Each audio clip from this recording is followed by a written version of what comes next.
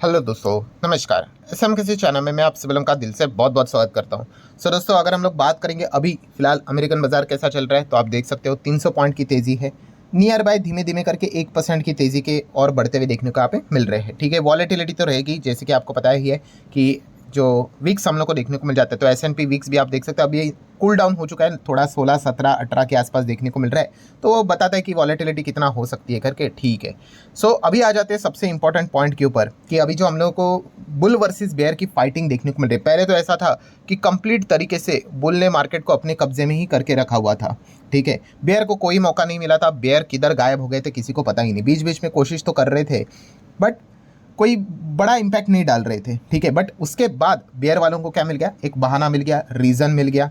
ठीक है, आप सभी लोगों को यहाँ पे पता है। एंड उसके बाद बेयर की जो 1-2 दिन की जो एंट्री पूरे बाजार ने यहाँ पे देख ली, उसके बाद हम लोग ज़रूर यहाँ पे कह सकते हैं कि चर्चा स्टार्ट हो गई कि ये जो तेज़ी हम लोग को देखने को मिल रही है, कौन सी, जो अभी बाजार में जो भी अभी 1-2 दिन में वापस हम लोग को थोड़ा हरा निशान देखने को मिल रहा है, बुल की वापसी देखने को मिल रही है, तो क्या वो तेज़ी टिक पाएगी या नहीं टिक पाएगी? तो इस सवाल का जवाब की अगर हम लोग बात करें दोस्तों, तो वो कल हम लोगों को बहुत अच्छी तरीके से मिलते हुए देखने को यहाँ पे मिल सकता है। मतलब कल के दिन की अगर हम लोग बात करें दोस्तों, तो 2 बड़े इवेंट हमारे मार्केट में, हमारे मतलब एक इवेंट हमारे मार्केट में होगा, एक विदेश के बाजार में यहाँ पे होने वाला है। एंड इससे रिलेटेड हम ज़रूर यहाँ पे कह सकते हैं कि बुल या फिर जो बेयर की फाइट देखने को मिले, किसका जो पगड़ा है वो हम लोग को भारी देखने को मिलेगा, उससे रिलेटेड आउटकम देखने को मिल सकता है। अभी 3:30 बजे क्या हो जाता है, हमारा मार्केट बंद हो जाता है। ठीक है, सो एक खबर ऐसी है जो कि बाजार चलते वक्त ही आने वाली है, मतलब 3:30 बजे से पहले। और जो दूसरी खबर है वो कब आएगी, मार्केट क्लोज हो जाने के बाद। सो ये जो 2 इंपॉर्टेंट खबरें ये हमें बताएगी कि आने वाले समय में बेयर मजबूत बनेंगे या फिर बुल मजबूत बनेंगे। ठीक है, और ऐसे मतलब बोलते हैं ना, ये चीज़ें चलती रहती है। ऐसा नहीं कि परमानेंटली बुल ही रहेगा या फिर परमानेंटली बेयर रहेगा, ये हमेशा फाइटिंग चलती रहती है कई सालों से। सो स्टार्ट करते सबसे पहला इंपॉर्टेंट पॉइंट की ओर से, जो कि हमारा मार्केट चलते वक्त ये हम लोग को चीज़ें देखने को मिलने वाले, वो आउटकम देखने को मिलने वाला है। कौन सा, अरे एमपीसी की बैठक। 6 तारीख को एमपीसी की बैठक थी, 7 तारीख आज है, कल 8 तारीख को सुबह शायद से 10, सवा 10, साढ़े 10 बजे के आसपास आपको आरबीआई शक्तिकांता दास जी, आरबीआई के गवर्नर, आप लोगों को देखने को मिल जाएंगे टीवी के ऊपर। ठीक है, एंड वो क्या करेंगे, वो चीज़ें सामने रखेंगे कि एमपीसी की बैठक में क्या फैसला लिया गया है करके, रेट कट होगा या नहीं होगा करके। ठीक है, और इस वक्त की जो एमपीसी की बैठक है इंटरेस्टिंग क्यों है, बिकॉज अमेरिका की जो हम लोगों को सेंट्रल बैंक की बात करें, फेड की बात करें, उनकी जो मीटिंग थी एफओएमसी की, तो वहाँ पे क्या देखने को मिला कि अमेरिका में उन्होंने जो रेट था वैसे ही रख दिया, कोई भी बदलाव नहीं किया। देन अगर हम लोग बात करें बैंक ऑफ इंग्लैंड, तो बैंक ऑफ इंग्लैंड ने यहाँ पे क्या कर दिया, सबको यहाँ पे चौंका दिया, आप सभी लोगों को पता ही है। सो बैंक ऑफ इंग्लैंड ने क्या कर दिया, यहाँ पे रेट को कट कर दिया। उन्होंने बोल दिया कि भाई हमारे इधर तो इन्फ्लेशन जो टारगेट था 2% का, वो तो अचीव हो चुका है। वैसे भी वहाँ पे भी काफ़ी टसल देखने को मिला। ठीक है, 4:4 का रेशो चल रहा था। 4 मेंबर बोल रहे थे कि भाई रेट कट करो करके, 4 बोल रहे थे नहीं करो करके। एंड फाइनली जो बैंक ऑफ इंग्लैंड के गवर्नर है वो उनके साथ चले गए कि रेट कट करना चाहिए करके। एंड 5:4 के रेशो के हिसाब से रेट कट हुआ। ठीक है, एंड बैंक ऑफ इंग्लैंड हम कह सकते हैं कि कोविड के बाद यहाँ पे रेट कट करते हुए देखने को यहाँ पे मिल गए। एंड उसके बाद का ड्रामा जापान की ओर से। सो जापान की अगर हम लोग बात करें, तो बैंक ऑफ जापान ने भी यहाँ पे क्या कर दिया, आप सभी लोगों को पता है, उन्होंने रेट को यहाँ पे हाइक कर दिया। मतलब आप समझ रहे हो कितनी चीज़ें हम लोग को उल्टी फुल्टी होती हुई देखने को मिली। फेड ने क्या कर दिया, कोई भी बदलाव नहीं किया। बैंक ऑफ जापान ने रेट को बढ़ा दिया, बैंक ऑफ इंग्लैंड ने रेट को कट कर दिया। तो इसीलिए अगर हम लोग कल के दिन की बात करें, व्हाट नेक्स्ट, मतलब हमारे आरबीआई में कल के दिन यहाँ पे क्या होगा, कि क्या रेट कट होगा या नहीं होगा, इसी के ऊपर हर किसी का फोकस यहाँ पे रहने वाला है। तो फर्स्ट पॉइंट तो यही रहेगा कि इंटरेस्ट रेट क्या कल कट होगा या नहीं होगा। ठीक है, वैसे आपको क्या लगता है, आप ज़रूर अपनी राय कमेंट सेक्शन में यहाँ पे रख सकते हो। वैसे तो इन्फ्लेशन को तो हम लोग यहाँ पे कंट्रोल में लेकर चल रहे करके, ठीक है, वहाँ पे कोई दिक्कत की बात नहीं। बट मैंने आप लोगों को काफ़ी बार बताया है कि हमें वो डॉलर और रुपये का समीकरण मेंटेन करना यहाँ पे पड़ता है। कहीं ऐसा ना हो जाए हम रेट कट कर ले और अमेरिका नेक्स्ट टाइम भी रेट कट ना करे, तो फिर काफ़ी गड़बड़ हो सकती है। हमारा रुपी लगातार पहले से ही वीक है अगेंस्ट द यूएस डॉलर, वो और वीक हो सकता है। तो उसी चीज़ के चलते हम यूजुअली क्या करते हैं, अमेरिका जब रेट कट करेगा तभी इन चीज़ों को इनलाइन रखने की कोशिश करते हैं। बट स्टिल क्या आपको लगता है कि आरबीआई कल एक स्टेप पहले ही, मतलब यूजुअली ऐसा लग रहा है कि सितंबर में तो अभी रेट कट हो ही जाएगा अमेरिका में, एटलीस्ट एक तो हो ही जाएगा। ठीक है, गारंटी तो हम लोग कह नहीं सकते उनकी। तो उसके पहले क्या कल यहाँ पे आरबीआई एमपीसी की बैठक में रेट कट होगा?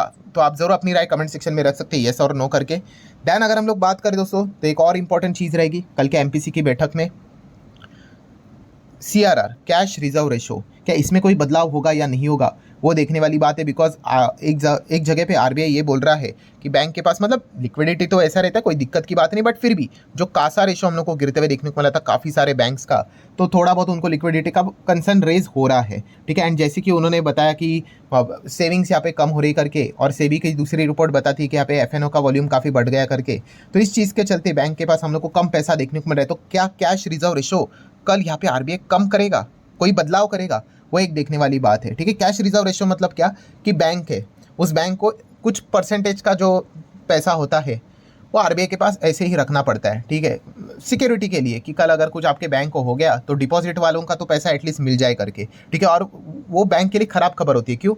क्योंकि अगर वो पैसा आरबीआई के पास रहता है, ठीक है, उसके ऊपर ना तो उनको कोई ब्याज मिलता है, ना तो उसको कमाई कर सकते हैं। अभी मान लीजिए एचडीएफसी बैंक है, सीआरआर हर किसी को मेंटेन करना पड़ता है, और अगर एचडीएफसी बैंक को आरबीआई के पास मान लो 5,000 करोड़ रखना पड़ रहा है सीआरआर के हिसाब से, वो उस 5,000 करोड़ के ऊपर एक फुटी कौड़ी नहीं मिलेगी एचडीएफसी बैंक को।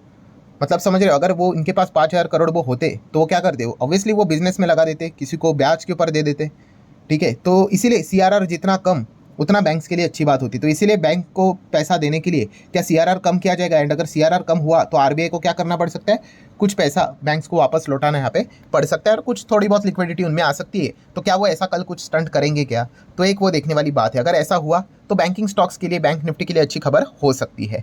देन बात करेंगे दोस्तों तो जीडीपी ग्रोथ से रिलेटेड क्या फोरकास्टिंग में कोई बदलाव करेगा आरबीआई, ठीक है। इसके पहले भी अलग अलग फोरकास्टिंग करके रखी हुई है, क्या वही रखेंगे, तो एक देखने वाली बात है। एंड देन इन्फ्लेशन, कि इन्फ्लेशन में कोई बदलाव करेंगे, मानसून से रिलेटेड कोई बात बोलेंगे, ठीक है। क्रूड तो वैसे अभी भी स्टेबल ही है, कोई दिक्कत की बात तो है नहीं, ठीक है। तो ये सारे मतलब जो चीज़ें हम लोग को देखने को मिले, इंक्लूडिंग अगर हम लोग बात करें मॉनेटरी पॉलिसी का जो स्टैंड है, वो कल के दिन यहाँ पे क्या रहेगा आरबीआई का, वो भी एक देखने वाली बात है। मतलब ये जो जितने भी आपको सवाल यहाँ पे क्वेश्चन मार्क्स देखने को यहाँ पे मिल रहे हैं, उन सभी सवालों के जवाब आपको कल के दिन सुबह 10 से 10:30 बजे के बीच में, या फिर उसके बाद जो प्रेस कॉन्फ्रेंस होती है उसके बीच में देखने को मिल जाएंगे।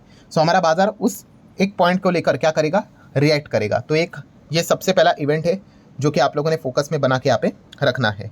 देन दोस्तों आएंगे सेकंड इवेंट के ऊपर। जैसे मैंने कहा ये इवेंट कब रहेगा, 3:30 बजने के बाद हमारा मार्केट क्लोज हो जाएगा, उसके बाद हम लोग को वो इवेंट देखने को मिल जाएगा। और वह कहाँ से आएगा, अमेरिका की ओर से। तो अमेरिका की ओर से अगर हम लोग बात करें कौन सा डेटा, तो दोस्तों जॉबलेस क्लेम का डेटा हर हफ्ते आता है, ठीक है। बट इस वक्त की अगर हम लोग बात करें तो ये जॉबलेस क्लेम का डेटा काफ़ी ज़्यादा क्या हो चुका है, इंपॉर्टेंट रोल प्ले यहाँ पे कर सकता है, ठीक है। लास्ट टाइम जब जॉबलेस क्लेम का डेटा आया तो हम लोगों ने देखा कि कितने लोग अमेरिका में बेरोजगार यहाँ पे हो चुके हैं, ठीक है। एक अनुमान होता है कि इतने इतने लोग बेरोजगार होने चाहिए करके, बट वो डेटा इतना बढ़कर आया कि चर्चा ही स्टार्ट हो गई कि भाई फेड ने, मतलब बोलते हैं ना चिड़िया चुग गई खेत, कि लेट हो गया भाई, कि रिसेशन में अभी अमेरिका धीमे धीमे जाते हुए देखने को मिल रहा है। क्योंकि ये जो इन्फ्लेशन होता है और ये जो रिसेशन होता है उसको बैलेंस करना काफ़ी टफ होता है। काफ़ी सारे लोग जिनको यूजुअली इकोनॉमिक्स से रिलेटेड इतना ज्ञान नहीं है वो ये पूछते हैं, सर अभी इन्फ्लेशन की बात हो रही थी, अभी रिसेशन की दर बीच में से आ गया। तो दोस्तों ये ऐसा ही होता है, बैलेंस करना पड़ता है इन चीज़ों को, ठीक है। एकदम ही टफ होता है, जैसे मैंने कहा था,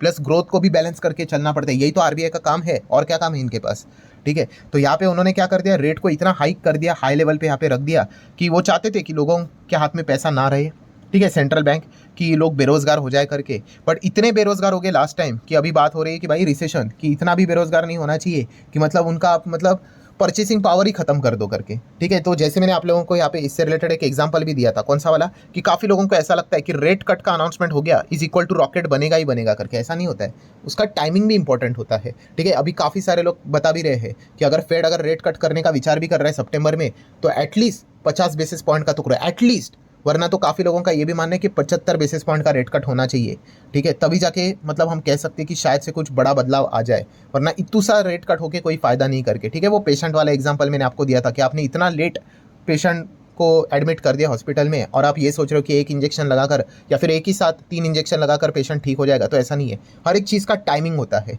तो इसीलिए यहाँ पे अगर देखा गया लास्ट टाइम जब जॉबलेस क्लेम का डेटा आया, काफ़ी डरावना डेटा था, काफ़ी लोग मतलब उम्मीद से कई गुना ज़्यादा लोग बेरोजगार यहाँ पे हो गए अमेरिका की बात करें तो। एंड इसीलिए चर्चा स्टार्ट हो गई कि भाई रिसेशन नहीं करके, जो कि लास्ट टाइम अभी फेड के जो मेंबर थे उन्होंने आके बोला कि भाई अभी तक रिसेशन टेक्निकली ऑफिशियली नहीं आया करके, ठीक है। बट उसी की ओर हम लोग जाते हुए देखने को यहाँ पे मिल रहे हैं। एंड यही सबसे बड़ा इंडिकेटर यहाँ पे है कल के दिन की बात करें कि जॉबलेस क्लेम का डेटा कैसा निकल कर आता है। अगर ये डेटा ओके आया तो चलो ठीक है भाई, डाउ जोन्स का जो फ्यूचर रहेगा, डाउ जोन्स रहेगा कल के दिन भी शायद से जो तेज़ी है उसको मेंटेन कर ले। बट अगर यहाँ पे गड़बड़ अगर हो गई तो जैसे कि आपको पता ही है जो फाइटिंग चल रही है बाजार में, बुल वर्सेस बियर, तो बियर के पक्ष में वो वापस पगड़ा भारी पड़ते हुए देखने को मिल सकता है। मतलब कल के दिन बियर कहेंगे कि भाई और डेटा खराब आ जाए, जॉबलेस क्लेम का डेटा जैसे लास्ट हफ्ते आया था ना, बस वैसा ही आ गया, हम मार्केट को संभाल लेंगे मतलब क्लास अच्छी तरीके से इनके ले लेंगे, ठीक है। तो ये चीज़ हम लोग को देखने को यहाँ पे मिलने वाली। तो ये कल के दिन के दो बड़े इवेंट है जो कि हमें बताएंगे कि जो तेज़ी देखने को मिल रही है वो किस डायरेक्शन में जाएंगे। और अगेन कह रहा हूँ दोस्तों, इन चीज़ों को एंजॉय कीजिए, मार्केट ऐसा ही चलता है, ऐसा परमानेंटली तेज़ी नहीं होती है, ना तो परमानेंटली मंदी होती है। प्लस माइनस का खेल चलता रहता है, कभी जीतेंगे कभी हारेंगे, कभी हारेंगे जीतेंगे। बस आपको एक ही काम करना है, आपके पोर्टफोलियो में अच्छे फंडामेंटल स्ट्रॉन्ग बिजनेस वाली कंपनियाँ उसको रखना है, ठीक है। उसका प्राइस आपके ना तो मेरे कंट्रोल में है, अगर मेरे कंट्रोल में होता, आपके कंट्रोल में होता, हम गिरने ही नहीं देते। कितना सिंपल है। तो हमारे कंट्रोल में क्या है, तो बस एक ही चीज़ है कि अच्छे कंपनी को पोर्टफोलियो में रखना, दैट्स इट। बाकी ये ड्रामा हमेशा चलता रहता है। कोविड में इतना बड़ा क्रैश हुआ, पोर्टफोलियो की धज्जियां उड़ गई, बट क्या बर्बाद हुए? क्या नहीं, बर्बाद कौन हो गए? जो खराब कंपनीज को पोर्टफोलियो में ऐड करते रहते हैं वो, ठीक है। तो ये एक मंत्रा भी आप लोगों ने याद यहाँ पे रखना है। बाकी चीज़ें एंजॉय कीजिए, यही तो मार्केट है, यही तो चीज़ें चलती रहती है। सो आशा करता हूं दोस्तों वीडियो हेल्पफुल लगा होगा, तो चाहो तो लाइक एंड शेयर कर सकते हो। मिलते हैं नेक्स्ट वीडियो में, तब तक के लिए बाय बाय।